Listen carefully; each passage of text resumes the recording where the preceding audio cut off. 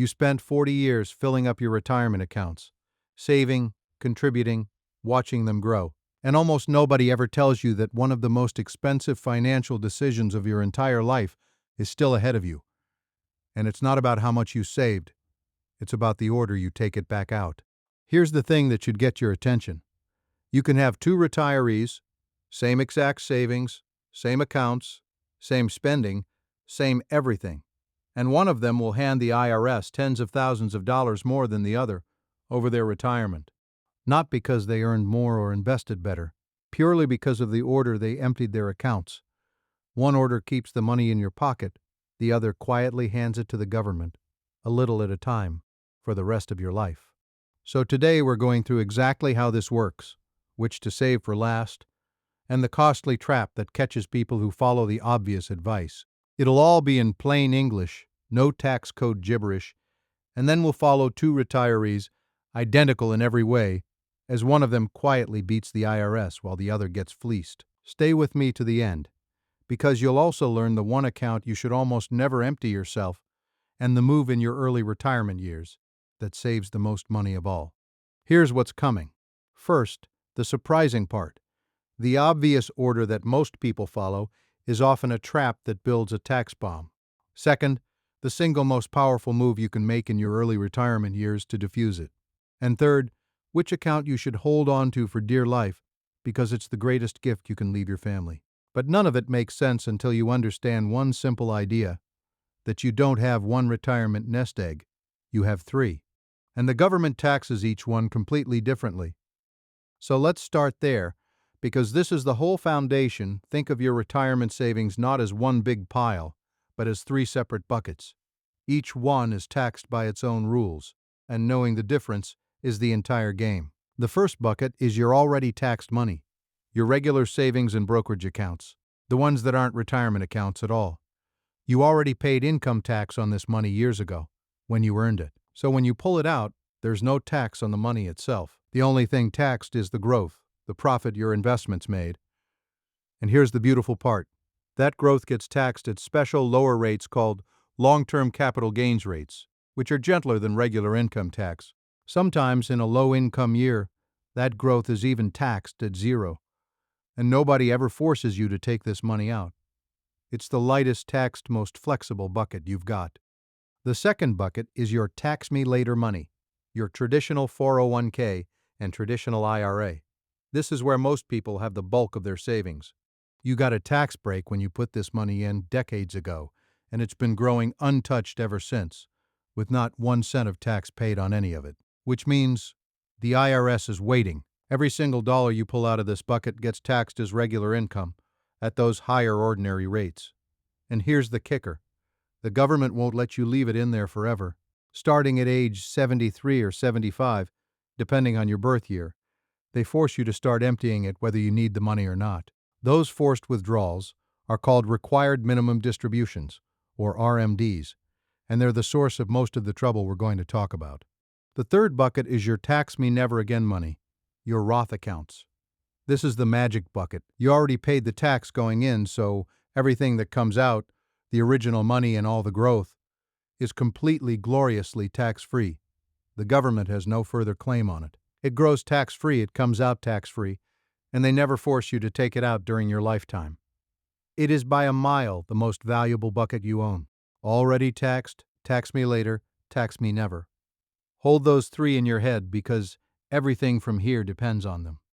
Now, if you ask most financial folks, which bucket do I empty first, you'll get a standard answer, and it's a reasonable starting point. The conventional order is spend the already taxed bucket first, then the tax me later bucket, and save the tax me never Roth for last. And the logic is sound as far as it goes. You spend the regular savings first because it's the lightest taxed money you have. Only the growth gets taxed at those gentle rates.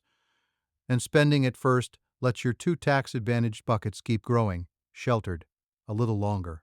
Then you move to the traditional accounts, and you save the Roth for the very end, because it's the only bucket growing completely tax-free, so you want to let it compound as long as humanly possible, and it's the best thing you can leave to your kids. So far, so good. For a lot of people with simpler situations, that order is perfectly fine.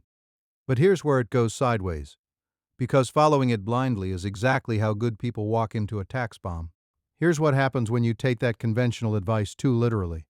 You dutifully spend down your regular savings first, for several years, and the whole time, you leave that big tax me later bucket, the traditional IRA, often the largest of the three, sitting completely untouched, growing and growing. That feels responsible. It is actually a slow motion trap, because that bucket isn't just growing, it's growing into a tax bomb with a timer on it. At a typical rate of return, $1 million traditional IRA left alone for a dozen years can swell to $2 million. And then you hit 73 or 75, and the government forces you to start emptying it. Suddenly you're being forced to pull out $80,000, $90,000 a year, all taxed as regular income, all at once, whether you want it or not. And it doesn't stop there, because that flood of forced income sets off a chain reaction. It can shove you up into a higher tax bracket. It can drag your Social Security into being taxed. Up to 85% of your benefits can become taxable once your income climbs a nasty little effect planners call the tax torpedo. And it can spike your Medicare premiums 2 years later through an income surcharge called IRMAA. So by faithfully following the obvious order, spend the easy bucket, leave the big one alone, you can quietly engineer the single most heavily taxed stretch of your entire life, right at the end of it. That's the trap. The order wasn't wrong exactly. It was just incomplete. So here's the move that separates the people who beat the IRS from the people who feed it. And it happens in a window most people sleep right through. Think about your early retirement years. Say from when you stop working until those forced withdrawals begin at 73 or 75. In that window, your income is probably the lowest it's been in decades. You're not earning a paycheck, you may not have started Social Security yet, and nobody's forcing anything out of your accounts. You are sitting in the lowest tax brackets you may ever see again. The naive retiree wastes that window completely, sits in it, spends their savings, and lets the tax me later bucket keep ballooning. The smart retiree does the opposite. They deliberately reach into that big traditional bucket during these low years and pull money out, or better yet, convert it, on purpose, while their tax rate is rock bottom. There's a phrase for this: filling up the brackets. The idea is simple. The tax system is built in layers and the bottom layers are cheap. For a married couple over 65 in 2026, you can have a sizable chunk of income, well over $100,000, and still be sitting in those low 10% and 12% layers, especially once you account for the standard deduction and the extra deductions seniors get. So the smart retiree pulls just enough out of the tax me later bucket each year to fill up those cheap layers, paying tax at low rates now, on purpose, to avoid being forced to pay at high rates later. Often they don't even spend that money. They move it straight into the tax me never Roth bucket. That's called a Roth conversion. You take money from the tax me later side, pay the low tax on it now, and it lands in the tax-free side, where it grows and comes out tax-free forever. You're voluntarily draining the bomb, a little each year, at a discount. Here's an example, because it makes the whole thing click. Say in a low-income year, Sam moves $50,000 from his traditional IRA into his Roth, and because he's filling up those cheap layers, he pays roughly 12% on it, about $6,000 in tax. Compare that to leaving it alone. A dozen years later, that same $50,000 is grown, and he's forced to pull it out at 22% or higher, with his Social Security getting torpedoed on top. He chose to pay $6,000 now instead of twice that or more later, and the money he moved is now growing tax-free for the rest of his life. That's the trade repeated patiently year after year. And there's a bonus trick in that same window. Remember how the already taxed bucket's growth gets special low rates? In a low-income year, those long-term gains can actually be taxed at 0%. For a couple, on taxable income up to around $99,000 in 2026. So the smart retiree may also cash in some of their investment gains in these years and pay nothing on them. The whole strategy isn't really empty one bucket then the next. It's smoothing your income out across all your years, paying a little tax at low rates every year, so you never get slammed into the high brackets at the end. And that idea, being intentional about where your retirement money sits before the rules start forcing your hand, is also why some retirees look beyond just stocks, bonds, mutual funds, and regular real estate. One option people often don't realize exists is a gold IRA. Basically, it lets you hold physical gold coins and bars inside a retirement account, with many of the same tax advantages people associate with a traditional IRA. Now, that doesn't mean gold is magic, it just comes back to the same old wisdom. Don't put everything in one basket. For many Americans over 50, most of their retirement savings are tied to the stock market, and we all know how unpredictable that can be, especially when you're trying to make that money last for the rest of your life. So it's a good idea to at least understand how physical gold could fit into your broader retirement plan. If you want to learn more about how a gold IRA works and how to set one up, there's a free Gold IRA information guide from Augusta Precious Metals that breaks it all down. You can grab it using the link in the description below. It's 100% free, so make sure you check it out. Now take two retirees. Because the difference will surprise you, these numbers are illustrative and rounded, but the shape of it is exactly right. Meet Naive Ned and Smart Sam. They're identical. Each retires at 63 with the same three buckets: about $400,000 in regular savings, $1 million in a traditional IRA, and $200,000 in a Roth. Same spending, same Social Security. Everything matched. Naive Ned follows the obvious order to the letter. He spends his regular savings first, lives off that and then Social Security, and proudly leaves his big traditional IRA untouched. That's my nest egg, he says, and it grows. By the time he's 75, that million has become around $2 million. Then the forced withdrawals hit, and Ned gets a brutal surprise. He's now required to pull out roughly $80,000 a year, on top of his Social Security. It launches him into a higher bracket, makes 85% of his Social Security taxable, and bumps up his Medicare premiums. For the rest of his life, Ned pays top dollar in taxes on money the government is forcing him to take. The IRS wins. Every single year. Smart Sam plays it completely differently. In his low-income early years from 63 onward, he deliberately pulls from and converts that traditional IRA, filling up those cheap 12% brackets, moving money into his Roth, paying a little tax now on purpose. He shrinks the bomb year after year. He also cashes in some investment gains in those years at the 0% rate. By the time Sam is 75, his traditional bucket is far smaller, so his forced withdrawal is a fraction of Ned's, maybe 30-some thousand instead of 80. His Social Security mostly escapes the torpedo. His Medicare premiums stay low, and he's quietly built a much bigger tax-free Roth bucket along the way.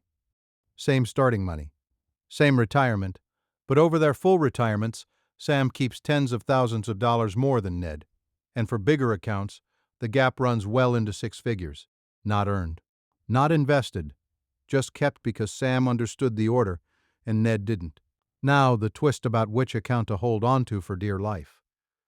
Because the order doesn't just affect your taxes, it decides what kind of gift or what kind of tax bill you leave to your children.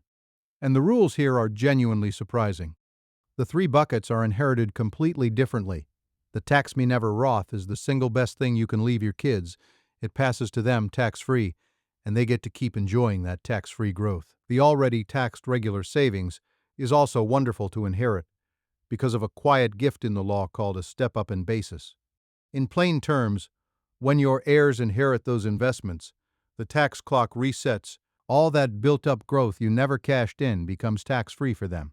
They can sell it the next day and owe little or nothing. But the Tax Me Later traditional IRA, that's the worst possible thing to leave behind.